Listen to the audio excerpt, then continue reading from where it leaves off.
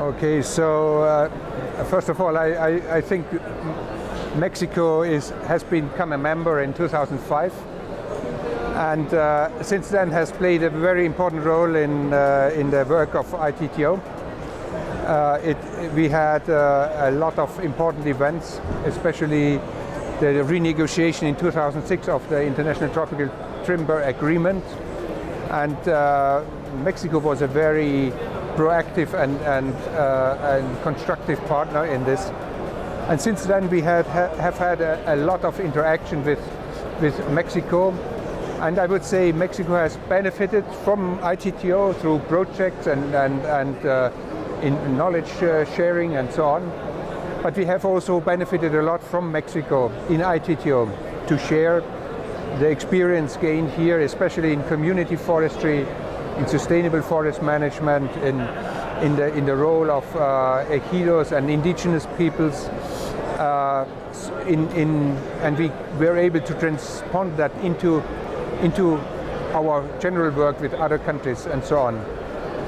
And I would say that the benefit of Mexico in ITTO, through ITTO, was I think that we have kickstarted some important projects and discussions like payment for environmental services and marketing of native indigenous species and so on. The economic valuation of forests, I think these were very important milestones in the discussion of international forestry.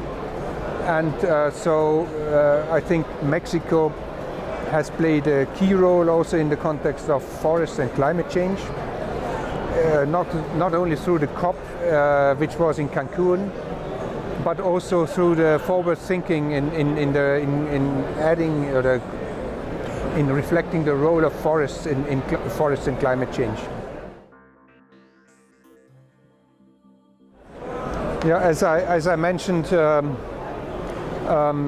Mexico has hosted, for example, an important forum for investors, an investment forum, in 2006 or 5 or 6 or so, and I think that was one of the first fora which where private investors and investment was considered in a more open way and through in an international way. We have had a major discussion in Mexico on criteria indicators for sustainable forest management of tropical forests. As I mentioned, the valuation of tropical forests, especially mangrove forests, and I think we were able to produce a small video as a result, and we inform other member countries of ITTO about the value of a piece of forest, a piece of mangrove, not only for water, not only for air, but also for biodiversity, economic value, tourism, and so on. So I think the idea of payment for environmental services has developed further in the meantime, and basically Mexico has integrated now that into major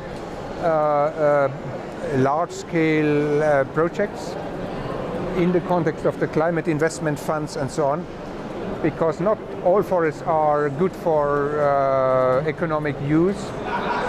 Some forests need to be protected in erosion control because they're too steep, there are water landslides or whatever, and some have to be conserved for biodiversity simply. And there are populations around these forests who still have a need for livelihood, and their payment for environmental services makes people live in those areas and not be forced to migrate out, and to have an income source of income for their livelihoods.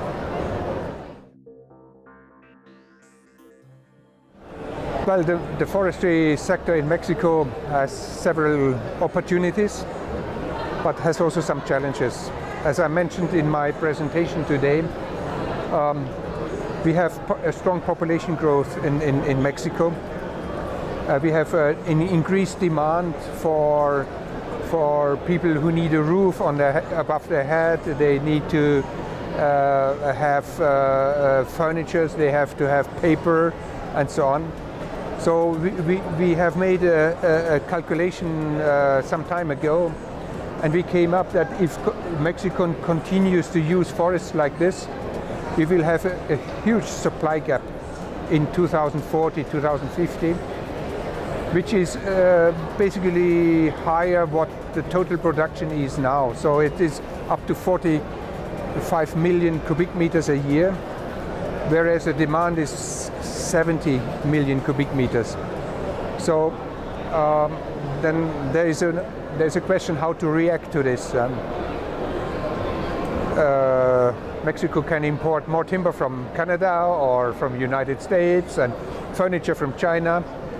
But you know, investing in forests would also create new jobs, new income, livelihoods for rural people, because that's where forests are. And we are not dealing with cities per se, but people who have no livelihood in rural areas, they might go to the cities. And I think big cities have an own problem on its own. And then the opportunity is also, we talk of bioeconomy today, and the Intergovernmental on Climate Change clearly said that if we would use more wood instead of concrete and steel, that would save a lot of CO2 emissions. And so politically, more wood, more sustainable use of wood would mean that Mexico can achieve the goals of it has committed to at the Paris Agreement, at the COP in Paris.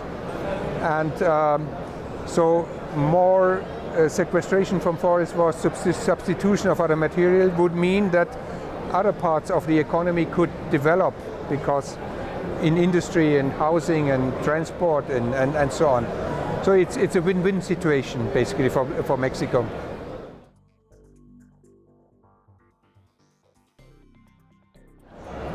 Well, I think ITTO is a small player compared to other big donor organizations like the World Bank or FAO and so on.